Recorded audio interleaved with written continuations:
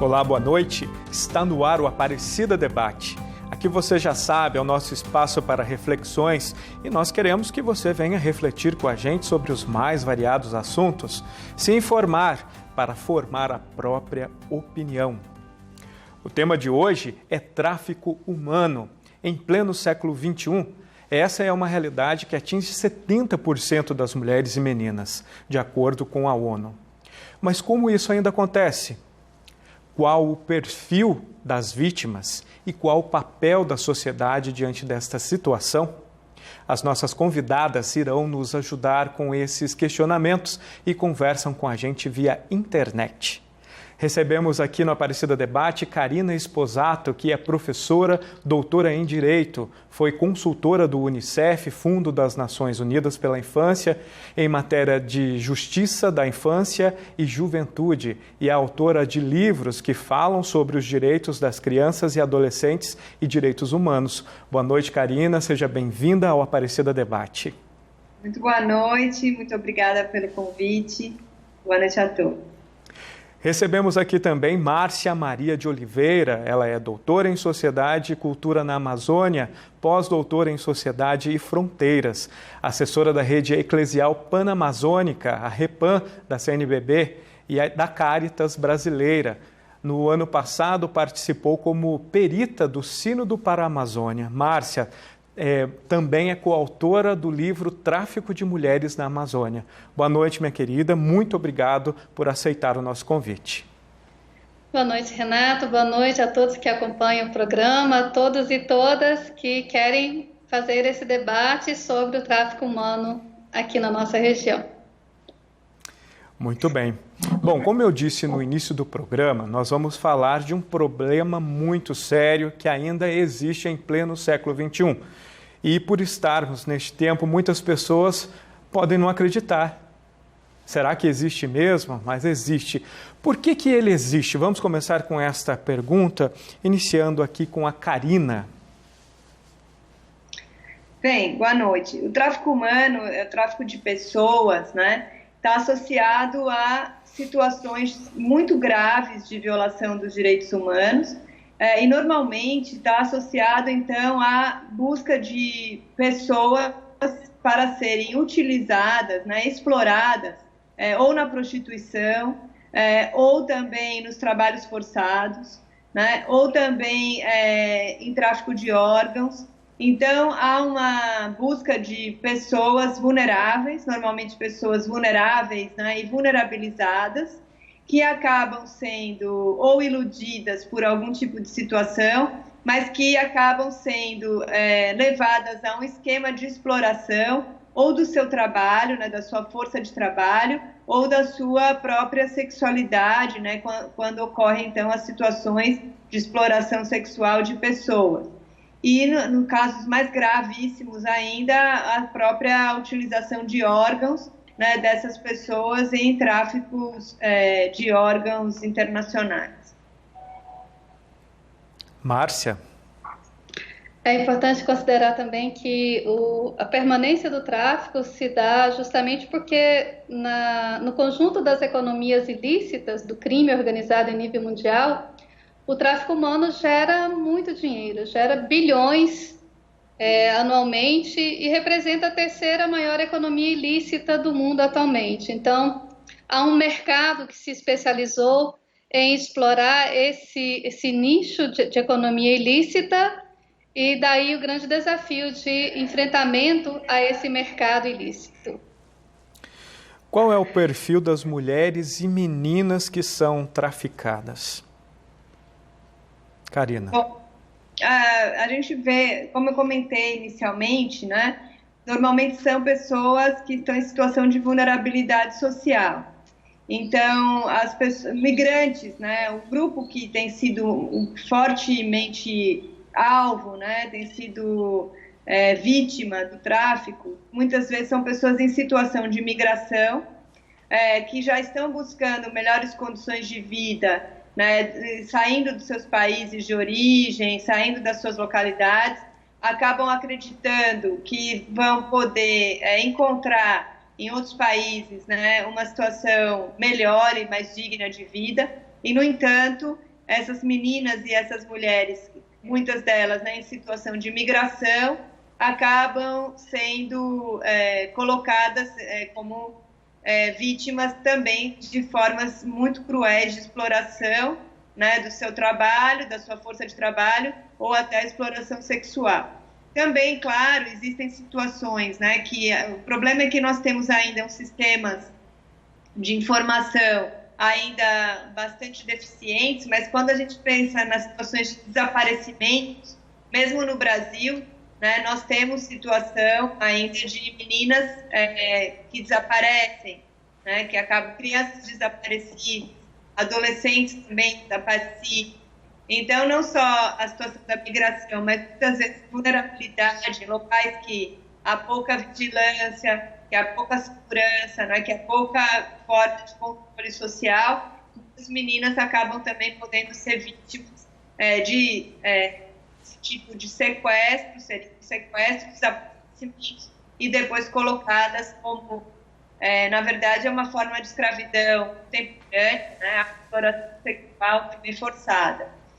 Então, são mulheres e crianças, muitas vezes, com situação de carência econômica, né, de carências materiais e instrucionais também.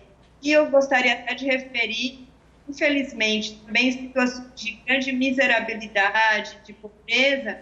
Algumas famílias chegam a entregar seus filhos, né, chegam a entregar os bebês, acreditando que essas crianças poderiam receber, muitas vezes do exterior, né, ou sob o seio de outra família, situação melhor de vida.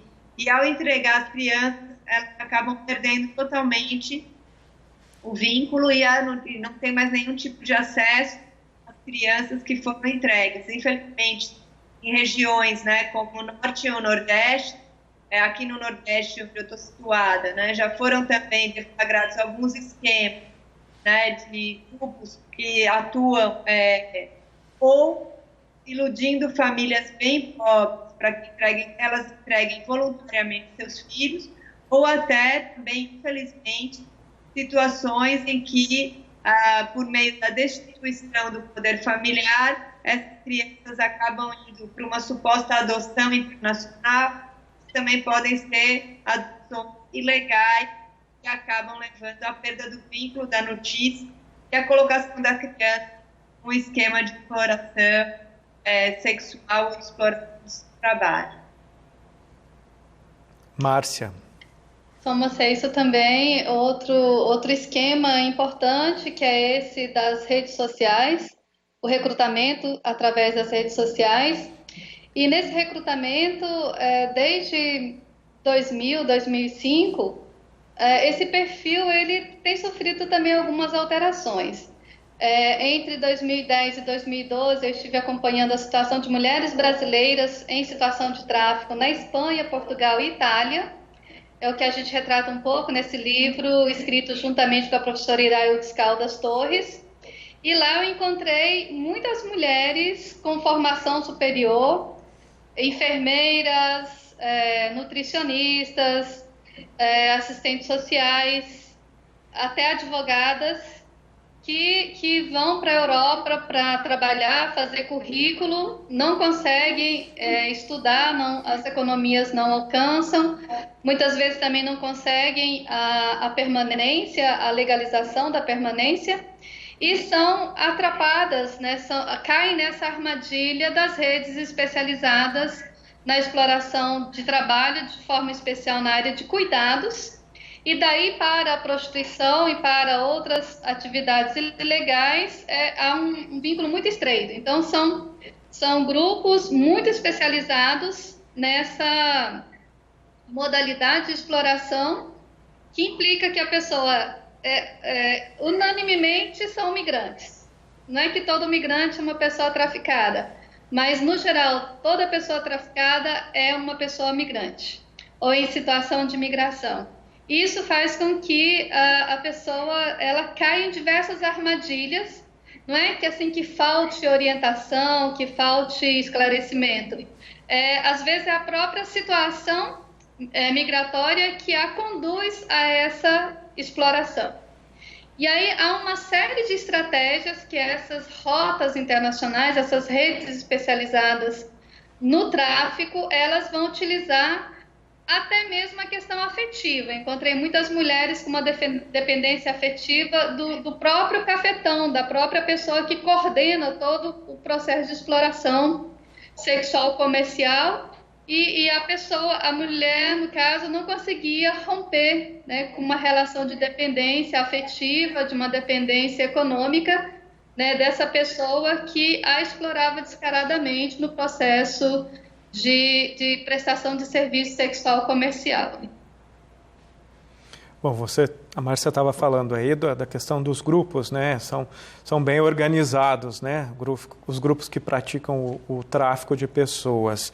Dá para falar um pouquinho mais sobre o perfil desses grupos, dessas pessoas que praticam o tráfico de pessoas, Karina? Bem, a gente sabe que tem aquelas formas de agenciamento, como a própria professora comentou, né? Existe a primeira fase do recrutamento, não é?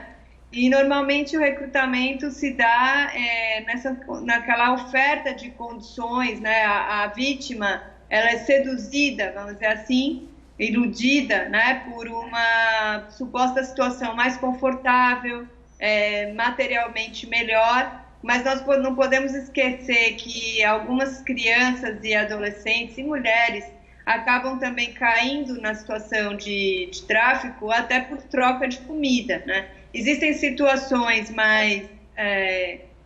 bem mais graves, né, de extrema miserabilidade, e essas também, como a professora comentou, de que às vezes as pessoas, em troca de uma situação mais confortável, da expectativa de um visto de permanência, né, da expectativa de uma colocação social melhor, também se rendam às promessas desses grupos.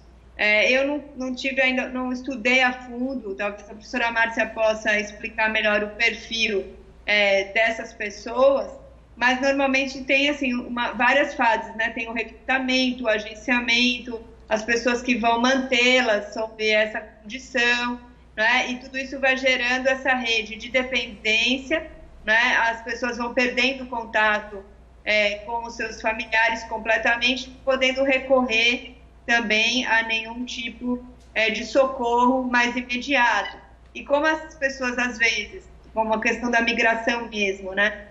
Seria uma suposta ilegalidade que aquela pessoa está vivendo, então ela se sente menos ainda confortável e habilitada para buscar ajuda, porque ela também estaria numa situação de ilegalidade. Então, isso vai criando essa dependência, essa dificuldade de denunciar, né, e poder, inclusive, se desvencilhar dessa rede de exploração.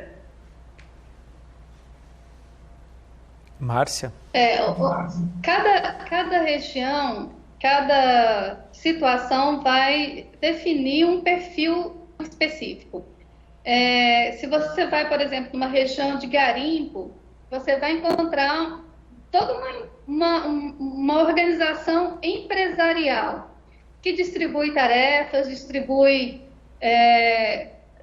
cada uma dessas etapas, o convencimento, o agenciamento, o recrutamento, a viagem, o traslado, são pessoas que vão recebendo para fazer cada etapa desse processo, até a menina, a mulher. A gente está falando menina, Renato, porque muitas vezes essas meninas, elas têm 12, 13, 14 anos, né? Então, são meninas mesmo, são crianças que são atrapadas nesse processo da exploração, né? Então, no garimpo, você tem uma rede específica. Na exploração sexual comercial vinculada àquilo que algumas autoras, eu também tenho chamado de indústria internacional do sexo, você tem outro arranjo.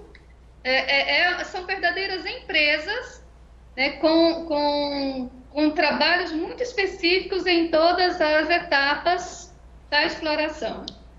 E uma questão assim, que eu acho que é importante é que, diferente do tráfico de droga ou de arma, que você vende uma única vez, a pessoa traficada, você vende ela diversas vezes, uma vida inteira, né? Você vai repassando de um grupo para outro.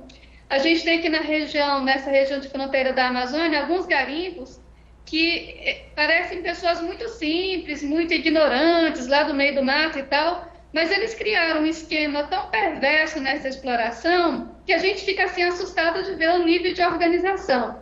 Por exemplo, quando as meninas chegam recém chegam no garimpo, elas têm um status no garimpo tal. Depois de um tempo, ou se elas ficam doentes, elas são repassadas para um outro garimpo que paga menos, e assim por diante, até chegar naquilo que o pessoal chama de refúgio. É por isso que muitos migrantes venezuelanos, quando chegam aqui em Manaus, aqui em Boa Vista, Manaus, Belém, aqui na região, nessa condição também da exploração sexual, comumente popularmente o pessoal a chama de 80. 80 quer dizer, é uma região aqui que faz ligação com diversos garimpos, e no quilômetro 80, né, é um lugar onde ficam essas mulheres do refúgio, ou seja, elas vendem o corpo por qualquer preço, né, por qualquer dinheiro, porque elas não têm nenhuma outra alternativa. Então, a gente tem essa perversidade na organização do tráfico humano, que para mim é uma das piores violações aos direitos humanos, né? Uma questão assim muito perversa, muito terrível. Eu estou um pouco assustado. A gente está lendo, a gente busca entender um pouco do assunto para a gente promover o nosso programa, mas eu confesso que o depoimento me chocou um pouco. O quanto o ser humano acaba perdendo a sua dignidade, quanto essas pessoas criminosas e maldosas fazem com que o ser humano se sinta um nada. A impressão que eu tenho aqui comigo agora é que essas pessoas são tratadas como um nada, como objetos, como mercadorias, e o amparo legal para uma proteção, para um auxílio para essas pessoas existe?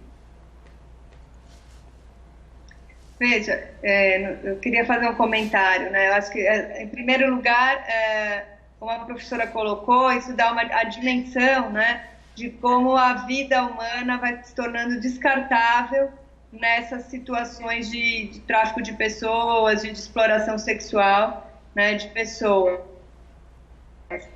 Porque a pessoa chega inicialmente, né, ela vai vender o seu corpo, depois numa certa altura, né, de exploração, é como se ela já valesse menos, né, e cada vez ela vai valendo menos no negócio, naquele negócio criminoso, e isso vai mostrando aquilo que alguns autores, né, inclusive discutem, que é a descartabilidade, né, da vida humana, o quanto a vida vai se tornando descartável, e essa perda da dignidade, né, e do reconhecimento da dignidade do outro é algo assim muito grave.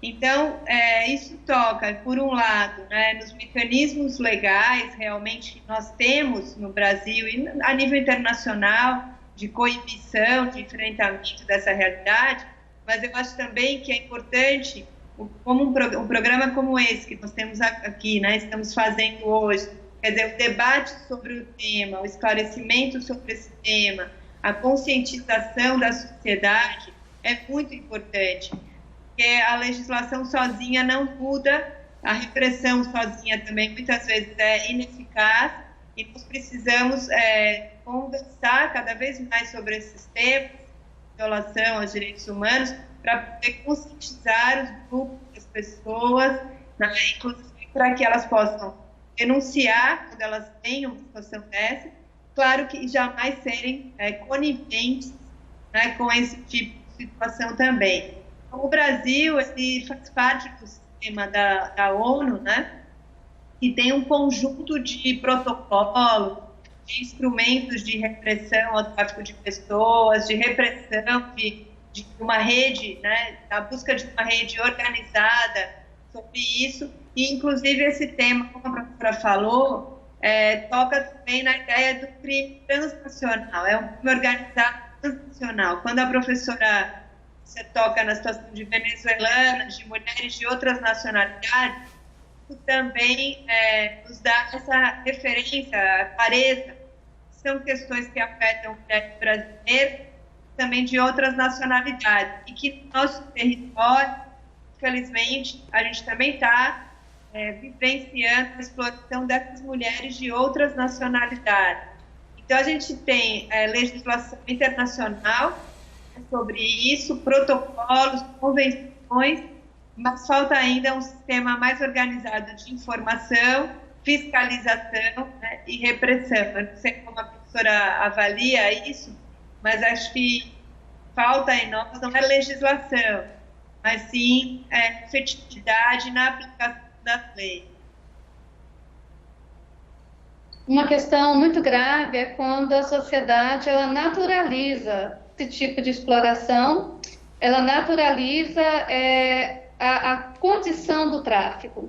Acho que essa é uma questão que a gente precisa pensar muito como sociedade. Tem algumas expressões que se utilizam de forma especial para se referir às pessoas em situação de prostituição, que são terrivelmente naturalizantes desse sistema de exploração. Por exemplo, a ideia de vida fácil. A pessoa está na prostituição, ela tem uma vida fácil. E, na verdade, as pessoas não param para avaliar o nível de violência que essas pessoas sofrem, a violência física, moral, ética, o corpo, a alma da pessoa sofre uma violência tremenda, né? São pessoas que carregam diversos estigmas e que são vítimas de uma sociedade desigual, injusta e que não consegue dar conta de situações que permitem com que pessoas cheguem a esse nível de exploração, esse nível de violação da sua dignidade, né? Outro elemento que eu acho importante também e que as empresas, as agências especializadas nesse tipo de exploração, elas se valem muito, é a questão da impunidade. Então, acho que são dois mecanismos importantíssimos que, como sociedade, nós precisamos debater. O primeiro é a questão da denúncia. Eu preciso denunciar, eu preciso reconhecer que o crime existe, que as agências, as rotas estão atuando onde eu vivo, onde eu convivo, e eu preciso aprender os mecanismos de denúncia. Existem, como a professora Karina disse, protocolos internacionais que nos amparam, existem formas de denúncia anônima que me protegem também e tal, mas as pessoas têm muito medo ainda, porque no fundo elas sabem que há um estreito vínculo entre o tráfico humano, o tráfico de drogas, o tráfico de armas. Então, as pessoas têm muito medo de se envolver com a questão da denúncia. Por outro lado, as empresas especializadas nesse tipo de exploração, elas sabem da impunidade, da possibilidade da impunidade.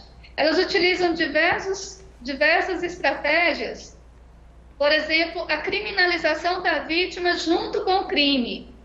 Então, elas envolvem de tal forma a pessoa no processo de exploração que a pessoa fica impedida de denunciar. Ela sabe que se ela denunciar, por exemplo, ela vai ser deportada. Eu acompanhei diversas mulheres na Espanha, e no sul de Portugal, na região do Algarve, e elas diziam: professora, eu não posso denunciar porque eles sabem onde mora a minha família, eles sabem do meu filho, eles sabem dos meus parentes, eles sabem das pessoas que eles vão que vão sofrer retaliações caso eu denuncie. E outra, se eu denunciar, eles vão me culpabilizar por eu estar nessa situação. E aí tem ainda essa questão da documentação. Muitas pessoas, em muitos casos, eu diria que quase uns 80% dos casos, as pessoas elas são também envolvidas num processo de recolhimento dos documentos. Então, fica muito complicado para a pessoa conseguir denunciar se ela não tem, por exemplo, a documentação para dar seguimento, para sair daquela situação com garantias, né? Então, são situações que exigem muito critério, muita cautela na hora da denúncia, e as agências se valem disso. O fato de não haver denúncia, né? Ou da dificuldade que é a formalização de uma denúncia. No mês de fevereiro deste ano, juntamente com outra colega aqui da universidade, nós acompanhamos o caso de duas moças que vieram da Venezuela e estavam em situação de tráfico. Uma delas conseguiu fazer contato com uma amiga na Venezuela e essa amiga acionou a professora, minha colega, Francilene Rodrigues, que também estuda tráfico há muitos anos aqui na região, e nós conseguimos, então, acionar a Polícia Rodoviária Federal, que entrou no estabelecimento onde elas estavam escondidas, prontas para serem levadas para São Paulo, e acompanhamos os depoimentos delas na Polícia Federal. E no final, assim, mediante todas as provas, o delegado disse: não há materialidade no crime, para o crime. Como não há? O depoimento dessas meninas, né, não há contradição entre o relato de um e o relato de outro, elas descreveram minuciosamente como é que elas chegaram aqui, estavam já há 13 dias, né, confinadas num galpão aí no fundo de uma pensão e tal. E o delegado disse: não há uma foto, não há um áudio, não há materialidade para o crime.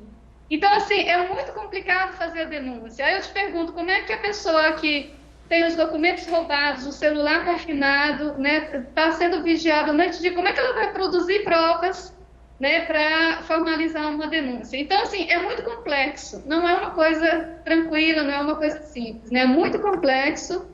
E a formalização disso exige, assim, toda uma estratégia também de defesa. Por isso que eu costumo dizer que a orientação ainda é um dos poucos caminhos que a gente tem, né? Porque uma vez que você cai nessa armadilha, é muito difícil você sair. Então, por isso que eu acho que quanto mais, como sociedade, a gente investir no enfrentamento, na prevenção, é muito melhor para toda a sociedade. Porque depois que as pessoas entram nesse processo, é muito difícil você conseguir recuperar, né? Minhas queridas, na saída de bloco eu deixei um questionamento para o nosso telespectador e um questionamento também que ecoa em mim. Qual é o papel da nossa sociedade, qual é o nosso papel diante desses crimes tão horrorosos que acontecem com o tráfico de pessoas? Vamos começar agora com a Márcia. Então, Ronaldo, uma questão importantíssima é a sociedade se esclarecer, ela ter plena consciência de que o crime existe, ele faz girar muito dinheiro, faz girar muitas economias, e por conta disso ele precisa ser enfrentado. E ele faz girar muitas economias às custas das vidas humanas, às custas das vidas principalmente de mulheres, crianças, vítimas de abuso sexual, de exploração sexual, de tráfico de órgãos. E para essas pessoas especializadas nesse tipo de negócio, a vida não vale nada, né? As pessoas não têm nenhuma consciência moral, ética ou cristã do valor da vida, né? Então, uma questão importantíssima é a sociedade saber que isso existe, conhecer como funciona e se preparar para o enfrentamento. Não é apenas não agir porque não aconteceu com minha filha, com a minha irmã, com a minha mãe, com alguém do meu entorno. Mas saber que isso está acontecendo com qualquer pessoa, em qualquer lugar do mundo, deve mexer comigo, deve me tocar, deve me fazer agir no enfrentamento, né, nas diversas formas de prevenção, de conscientização, para conseguir, pelo menos, evitar que mais pessoas entrem nesse processo de escravidão moderna, né, que alguns autores chamam de escravidão moderna, o tráfico humano. Eu costumo dizer que é preciso evitar para não ter que resgatar, porque o resgate é quase que impossível. Então, quanto mais prevenção a sociedade conseguir estabelecer, quanto mais a sociedade conhecer para evitar, melhor é para toda a sociedade. Karina. Como a professora comentou, temos aqui um elemento de participação da sociedade muito grande. Primeiro, na capacidade da sociedade de compreender que é um crime e que esse crime ele afeta não só a vítima, né, diretamente, mas produz uma rede de efeitos nocivos, né, e prejudiciais para toda a sociedade. Então, essa compreensão de que a violação do direito humano de uma pessoa a todos nos afeta. E isso passa, então, por essa capacidade de conscientização, de empatia, né, e de sensibilização em todo o tempo. Um outro aspecto que também é importante falar é que a educação, ou seja, que nós tenhamos cada vez mais espaços de educação e de conscientização em torno desse crime para as crianças, adolescentes e as próprias famílias, né? Porque, como nós comentamos aqui no primeiro bloco, algumas vezes há uma certa ingenuidade ou inocência das pessoas que vão se envolver nessa rede, nesse esquema criminoso, acreditando que vão ter condições melhores de vida. Então, essa conscientização também de que muitas vezes aquilo que está sendo oferecido, aquilo que está sendo ofertado, né, é muito frágil, né, muitas vezes é irreal, não é? Faz parte de uma fantasia, de uma ilusão, que vai desenvolver depois na exploração dessa pessoa. Então, a sociedade, de um modo geral, precisa ter um papel a desempenhar no enfrentamento desses crimes através da denúncia. A sociedade precisa entender que nós precisamos conversar cada vez mais sobre isso e, inclusive, coibir o próprio mercado, né? Porque esse tema da prostituição e da exploração de pessoas vai tocar num aspecto ainda mais fundo, que é aquilo que as pessoas que acabam usando, né? Acabam sendo, vamos dizer assim, usuários dessa prostituição, usuários da exploração dessas crianças, usuários de toda essa rede. Então, há uma responsabilidade também correlata daquela pessoa que se utiliza, né, dessa situação de vulnerabilidade do outro, que usa serviços, vamos dizer, de prostituição infantil, de prostituição de pessoas, né, de toda essa rede criminosa. Por isso é que a educação, a sensibilização, né, e o debate são tão importantes. É claro que, do ponto de vista também do direito, eu gostaria de falar que a punição dos crimes sexuais, a punição dessas atividades, também é muito importante. É uma outra frente tão importante quanto, né, e que nós precisamos também avançar no Brasil. Porque quando a gente pensa que é uma rede de crime organizado, o próprio conceito de crime organizado, ele vai supor que existem agentes do Estado, infelizmente, envolvidos também nessas redes. E é isso que acaba garantindo a impunidade, a corrupção, a continuidade dessas práticas. Então, as nossas autoridades também precisam estar cada vez mais fortalecidas na sua missão, né, de enfrentar e punir esses crimes de forma satisfatória, para que a gente tenha diferentes frentes, né, a repressão e a prevenção, caminhando paralelamente em busca de superarmos essa situação tão triste, né, tão dolorosa que ainda temos no país.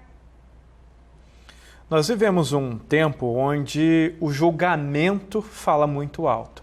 As redes sociais possibilitam muito isso. As pessoas julgam as outras, às vezes sem terem consciência do que elas passam, infelizmente. E eu me lembro que no primeiro bloco a professora Márcia se referiu ao julgamento das pessoas que às vezes estão na situação da prostituição como pessoas de vida fácil. Seria esse julgamento também a indiferença, a falta de empatia das pessoas com as dificuldades, com crimes como esses, talvez barreiras, dificuldades para o enfrentamento? Começando, professora Márcia. Ronaldo, acho que é um tabu que a sociedade brasileira tem muito forte ainda. Eu acompanho em outros países, esse debate ele é um pouco mais popularizado, né? As pessoas falam mais sobre o tema e assim, nitidamente isso ajuda mais no enfrentamento, né? Conversar sobre, entender, né, o que faz uma pessoa chegar à situação de prostituição? O que leva uma pessoa a essa condição? E nós não estamos falando somente de mulheres. As mulheres são a maioria, mas hoje nós temos também muitos homens, muitos rapazes. Inclusive, eu já encontrei aqui na nossa região situações de meninos entre 12 e 13 anos, não homoafetivos, mas que na prostituição eles têm que lidar com a questão da homoafetividade, da homossexualidade, por uma questão também de exploração sexual dos seus corpos. E a gente está falando de crianças, né? Meninos de 10, 11, 12 anos, meninas de 8, 9, 10 anos. E então a sociedade ela tem que começar a pensar nessas situações como gravíssimas violações aos direitos humanos, à dignidade, à condição humana da pessoa, né? A Igreja tem feito um trabalho importante nesse debate, a Igreja Católica. Existe no Vaticano uma comissão específica que lida com o tema tráfico humano. No ano passado, junto com a irmã Rose Bertoldo, aqui de Manaus, nós participamos de uma conferência internacional sobre esse tema. Então, a Igreja está muito preocupada, tem investido muito no enfrentamento.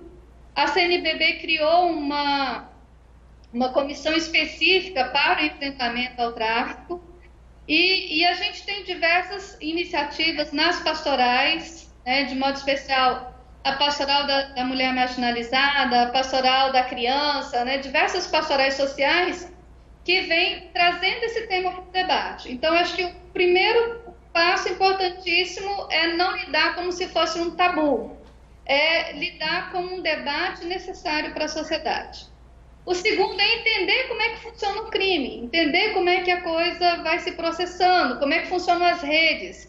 Não é uma coisa simples, como a professora Karina disse, né? É uma situação, é uma questão assim, bem complexa, que envolve, por exemplo, a parte obscura da internet, né? A Deep Web e outros mecanismos de recrutamento terríveis, é um mercado que praticamente funciona nessa área.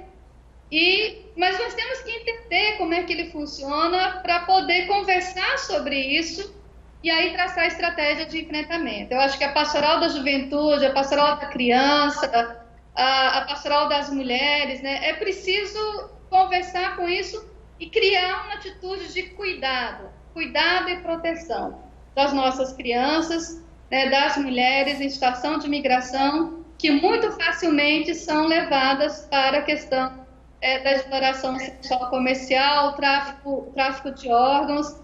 Assim, muito rapidamente, nessa pesquisa que eu fiz na Espanha, eu encontrei diversas situações em que as mulheres, assim, quando eles chamam, né, no mercado, fim de carreira, as mulheres com 35, 40 anos já estavam fim de carreira.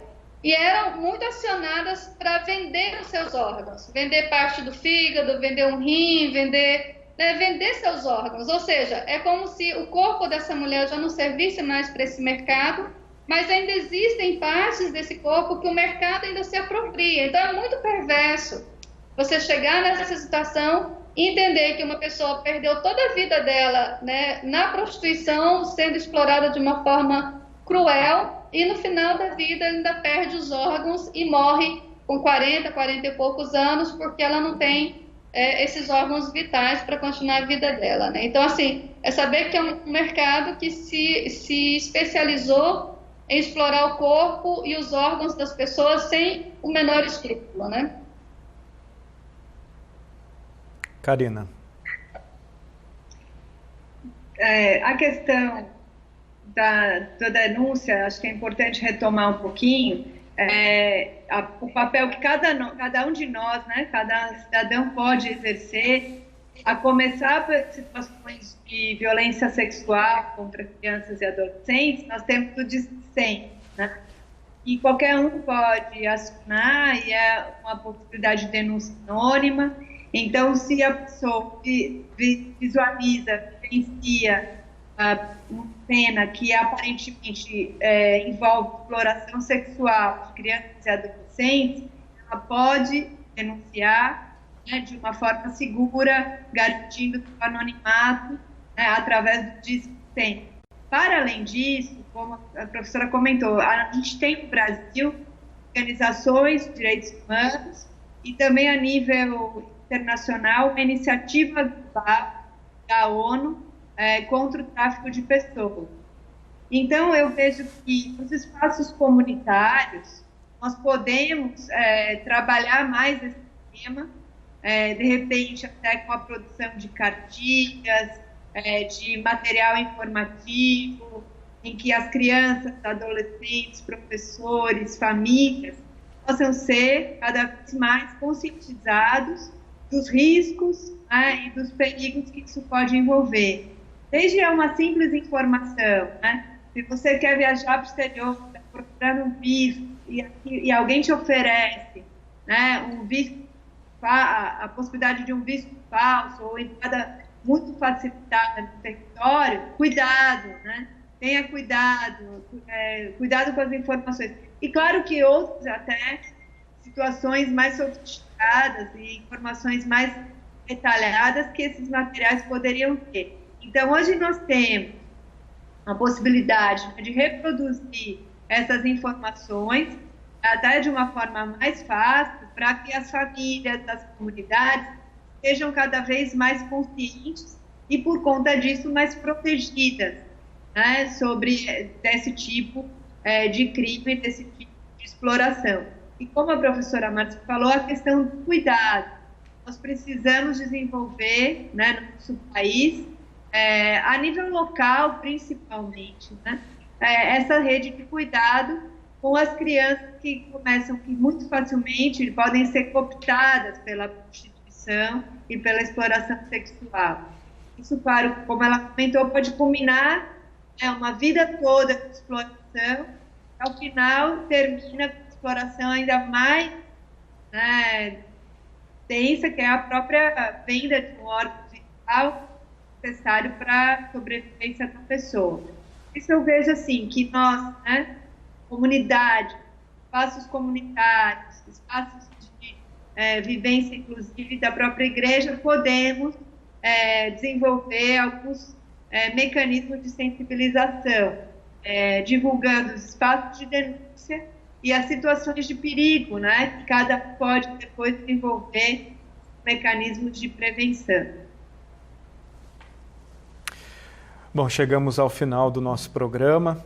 A gente poderia conversar bastante, muito mais ainda sobre este tema, mas hoje nós falamos sobre tráfico humano e aqui nós contamos com a participação via internet de Karina Esposato, que é professora, doutora em Direito, atuou como consultora do Unicef, Fundo das Nações Unidas pela Infância, em matéria de Justiça da Infância e Juventude, e é autora de livros que falam sobre os direitos das crianças e adolescentes e direitos humanos. Boa noite, Karina. Muito obrigado pela sua participação aqui conosco.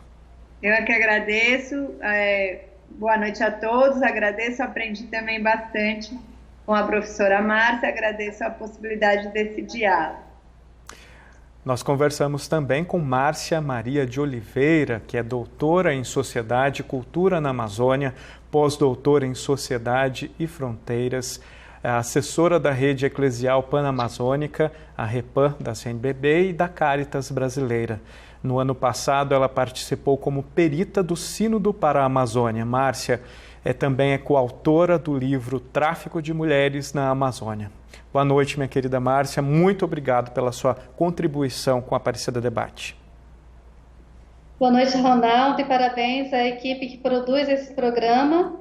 E sempre que vocês quiserem trazer esse debate, a gente está aí à disposição. Um grande abraço a todos e a todas. Bom, o sinal da Márcia travou bem no finalzinho, mas nós agradecemos a participação mais uma vez da Márcia e da Karina. E aqui fica o nosso convite para você aí de casa refletir bastante sobre esse tema e sobre o nosso papel, o meu e o seu, com relação a crimes tão difíceis, tão dolorosos quanto esses. Na semana que vem nós vamos falar sobre a Bíblia Sagrada. E nós teremos aqui convidados para a gente falar um pouquinho sobre esse tema. Afinal, dia 30 de setembro é o dia da Bíblia. Lá na Bíblia também, É onde a gente vê Jesus como aquele que amou incondicionalmente, que não julgou. Este é o convite também, diante do tráfico de pessoas, que eu faço para você, de não julgar, de amar incondicionalmente. Ficamos por aqui, nosso encontro fica marcado para a próxima semana. Até!